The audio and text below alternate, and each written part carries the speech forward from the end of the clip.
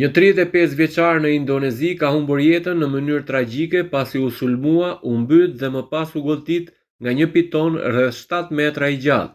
Sipas mediave lokale, cituar nga Protothema, Hashim Lubesi po kthehej në shtëpinë e tij në fshatin Exakai në provincën Maluku, pasi kishte festuar në një lokal kur u sulmua në orët e para të 27 korrikut.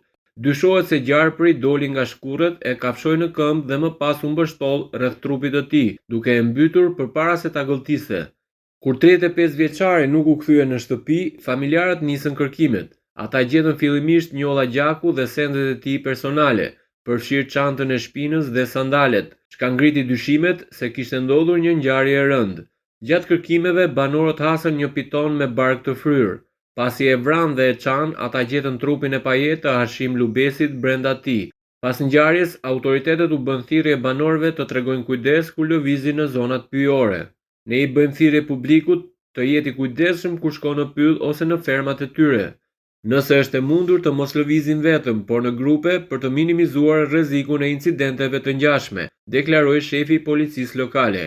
Ky është rasti i radhës me pasoja fatale në rajon. Muajin e kaluar, një piton sulmoi një ciklist në të njëjtën zonë, ndërsa në Malukun e Veriut një grua 44 vjeçare humbi jetën pasi u sulmua nga një piton në fermën e saj. Pitonët rjetëzor konsiderohen gjarpëritë më të gjatë në botë dhe zakonisht e vrasin prehen duke e shtrënguar deri në mbytje përpara se ta gëlltisin.